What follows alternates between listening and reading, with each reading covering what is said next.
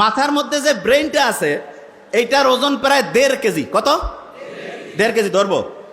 আচ্ছা, 1.5 কেজি ওজনের একটা ব্রেইন এই খুলির মধ্যে আছে, টের কি পাওয়া যায়? আপনি হাতের মধ্যে 1.5 কেজি নেন তো, কেমন শক্ত লাগে না? ওজন লাগে না? মাথার মধ্যে যে 1.5 কেজি ওজনের ব্রেনটা আছে, এই যে সহজে সালাম ফিরাচ্ছি, এদিকে ওদিক যাচ্ছি, সামনে পিছনে ইয়া করতেছি, ওই রকম কি 1.5 কেজি ওজন মনে হয়? আল্লাহ একটা অসাধারণ মেকানিজম করছে। সেটা কি? মাথার খুলির মধ্যে এক রকমের পানি রাখছে। পানি রাখার কারণে আমরা যখন নদীতে সাঁতার কাটি তখন আমাদের শরীরটা হালকা হয়ে যায়। এটা আর্কিমিডিস বলে একজন বিজ্ঞানী আবিষ্কার করছে। এবং আমাদের ব্রেনটা আমাদের এই খুলির মধ্যে ওইরকম সাঁতার কাটতেছে, এবং সাঁতার কাটার কারণে যেই ব্রেইনের ওজন প্রায় 1,500 গ্রাম, সেইটা কমে মাত্র 50 গ্রাম হয়েছে। কত গ্রাম?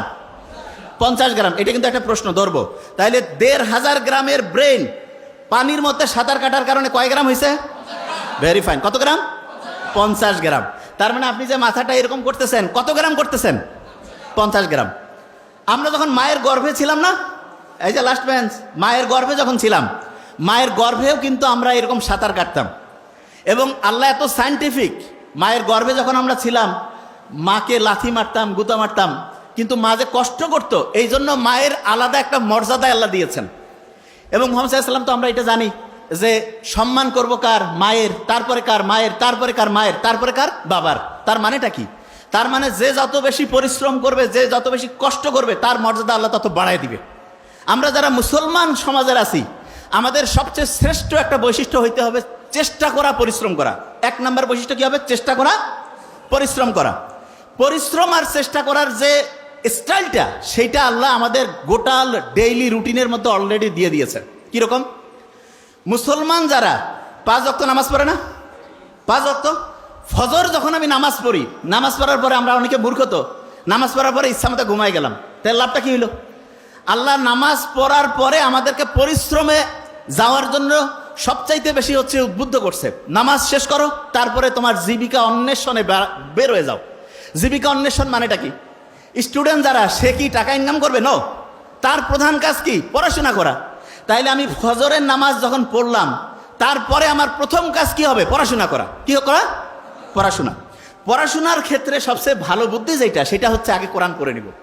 যেমন প্রফেসর মোখতার আহমেদ স্যার বলছেন, আমি তো শুনে খুব মজা লাগলো আজকে, যে আবু হুরায়রা রাদিয়াল্লাহু তাআলা আনহুর যে খেয়াল থাকতো না, তখন মুহাম্মদ সাল্লাল্লাহু আলাইহি ওয়াসাল্লামকে এসে বললো যে আমার তো খেয়াল থাকে না। মুহাম্মদ সাল্লাল্লাহু আলাইহি ওয়াসাল্লাম কি করলেন? তার শরীর থেকে চাদরটা খুলে নিলেন, বললো যে এটা মাটিতে বেছাও। এরপরে মুহাম্মদ সাল্লাল্লাহু আলাইহি ওয়াসাল্লাম একটু সেখানে দোয়া পরে একটা ফু দিলেন, বা ওনার হচ্ছে লালার থেকে কিছু জিনিস দিলেন। এরপরে ওই চাদরটা গুটায় বললেন শরীরে রাখো। এরপরে ওই আবু হুরায়রা কি বললো?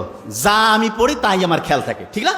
আবু হুরায়রা খেয়াল থাকতো না। তার মানে মানুষের, মুহাম্মদ সাল্লাল্লাহু আলাইহি ওয়াসাল্লামের এই যে অসাধারণ একটা মানে বরকতের পূর্ণ, অসাধারণ একটা হচ্ছে যে দোয়ার বরকতে তার স্মরণ শক্তিটা অন্য লেভেলে চলে গেছে না? তাহলে আমরা যারা এখানে স্টুডেন্টরা আছি, আল্লাহর কাছে কিন্তু মুহাম্মদ সাল্লাল্লাহু আলাইহি ওয়াসাল্লাম তো নাই, কিন্তু তার শেখানোর রাস্তায় আমরা কিন্তু আল্লাহর কাছে চাইতে পারি। প্রথম যে কাজটা করবো সেটা হচ্ছে কোরআন পড়া। প্রথম কাজটা কি? আচ্ছা, এবার আমি বলি আগে। ব্রেইনে যে পানিটা আছে, এটার কারণে ব্রেইনের ওজনটা কত গ্রাম হয়? 50 গ্রাম। আচ্ছা, এবার শুনি।